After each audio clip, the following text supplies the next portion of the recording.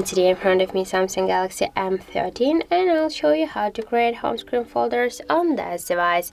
So let's just first hold for a while the application and drag this up to another app. By this way we can create new home screen folder on our device home screen.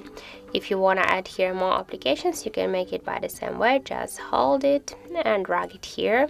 Or also you can click here on this plus icon, and after that just you can select, for example, just these 5 wallpapers. Then just click here to done, and now we can see that we'll just add successfully more apps just in one way.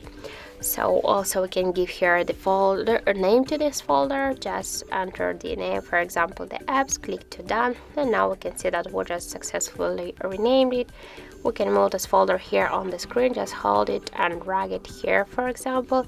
Also we can move folders between the screens, or also we can create the new screens with the folders on.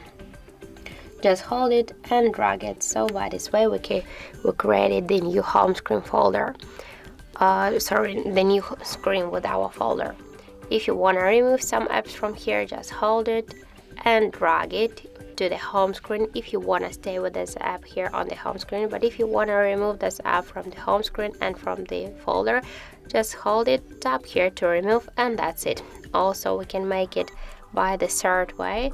Just hold, click select. So if you want to remove, for example, 2 apps at the same time, just select them and tap here to remove. You will remove them only from your home screen and from the folder, but you will stay with them here in the apps menu, don't worry. And also we have the one more option. We can select, for example, 2 or 3 apps, and we can create the new folder from this one by this way. So as you can see, that's so simple. So that's how it looks. Thank you for watching, and if you find this video helpful, don't forget to leave a like, comment, and to subscribe our channel.